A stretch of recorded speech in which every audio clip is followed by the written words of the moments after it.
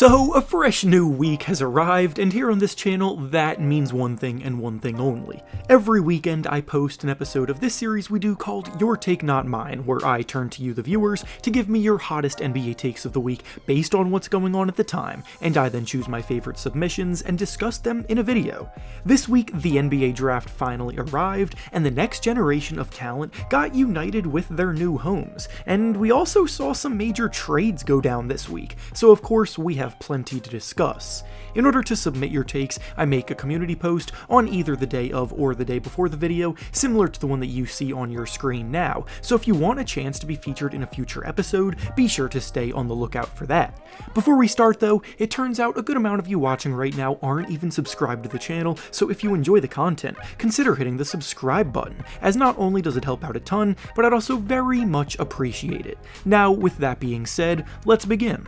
The first take we'll be discussing today comes to us from Khalil, and he says that Damian Lillard has actually been running from the grind all along, and at this point he's holding the Blazers back by staying as long as he has. The Damian Lillard saga has been trending downhill for a few years now, and believe me, I understand if you're getting tired of hearing about it at this point. Every season for the last couple years, the Trailblazers have slipped further and further down the standings. Rumors of Damian Lillard possibly exploring his options elsewhere have come about. Lillard then vehemently denies those claims, stating that he's faithful to the grind and has no plans of leaving Portland, and then the franchise desperately tries to make some moves to help him that end up not being enough. He wants to remain loyal to the franchise that drafted him, and has made it clear that his goal is to win a championship there, but the fact of the matter that most fans have already accepted is that there is no realistic path to title contention for them anytime soon.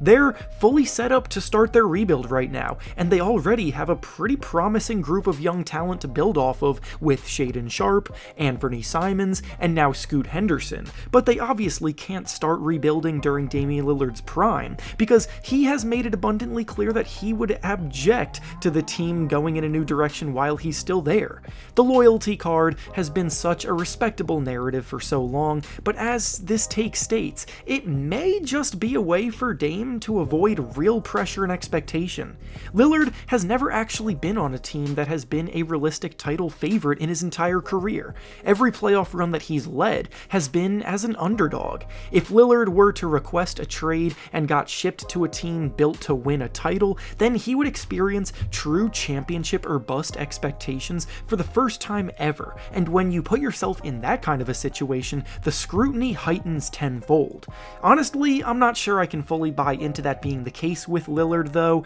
but at the same time, I'm not going to call this idea crazy either, because there definitely is a level of comfortability there when you're an elite player performing well in a low-pressure environment. We'll have to wait and see what happens with Lillard and Portland this offseason, but eventually something's got to give. The next take we'll be discussing today comes to us from Mitch, and he says that the Celtics are about to fall off without Marcus Smart as their culture setter. Marcus Smart has been with the Celtics since 2014, and over the last 9 years, he has become the heart and soul of the franchise. He may not have ever been the best player on the team or even the second best player, but he's been a leader in the locker room, he's set the tone on the court with his motor and tenacity, he's come through in countless big moments, and he's obviously been a fan favorite in the city. He's stated that he wanted to retire a lifelong Celtic, but unfortunately those dreams were crushed earlier this week when he was traded to the Memphis Grizzlies as part of a 3-team trade that landed the Celtics Kristaps Porzingis. This is a trade that, at least on paper, is a huge upgrade for the Celtics in quite a few key areas, but obviously this discussion and the source of this take refers to things that go beyond what you can see on paper. The Celtics have been one of the most successful Eastern Conference teams over the last 5 years or so. However, they still don't have an NBA championship to show for it, despite 4 Eastern Conference Finals berths and a trip to the NBA Finals in that span. The Celtics have one of the most talented, most well-balanced rosters in the league, but behind the scenes, they haven't always been on the same page. Last season, there were some signs of divisiveness between Jaylen Brown and the organization. The situation that resulted in the loss of coach Ime Udoka shook things up with the group a bit, and there have been reports stating that guys haven't always seen eye to eye on the team. Kristaps Porzingis is undoubtedly a talent upgrade, who will not only space the floor better for them, but he'll also fit right into their defensive scheme as a help side defender and rim protector. But Marcus Smart was a leader for them, and that needs to be taken into account. Realistically, talent can typically help overcome problems like this, so the Celtics are still going to be viewed as the favorites to come out of the Eastern Conference next year, but it's not a lock by any means. And finally, the last take we'll be discussing today comes to us from Noah, and he says that the Hornets messed up by drafting Brandon Miller over Scoot Henderson.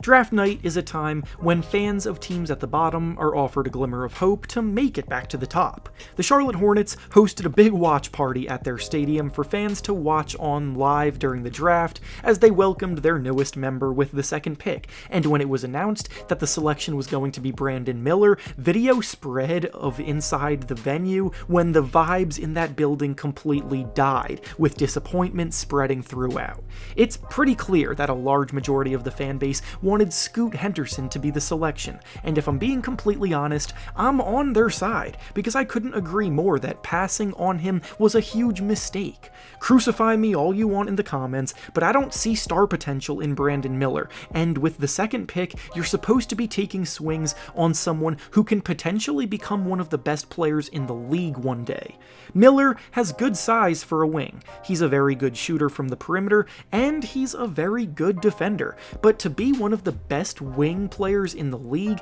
you need someone who is capable of creating their own offense off of the dribble and can be a go-to guy for a team, and at the NBA level, I think Miller will struggle to do that. Miller relied way too heavily on his jumper in college, with just a tiny 14% of his shot attempts coming at the rim last season. He doesn't create space off the dribble, he doesn't have crazy blow-by speed to beat defenders, and even when he gets to the rim, he has iffy touch around the hoop, as he shot just 39% at the rim last season. Miller has the tools to be a very good 3-and-D player, and guys like that do help teams win games, but Scoot Henderson has a skill set comparable to players like Russell Westbrook, Ja Morant, and Derrick Rose, and those are players that teams can build around and win at the highest level.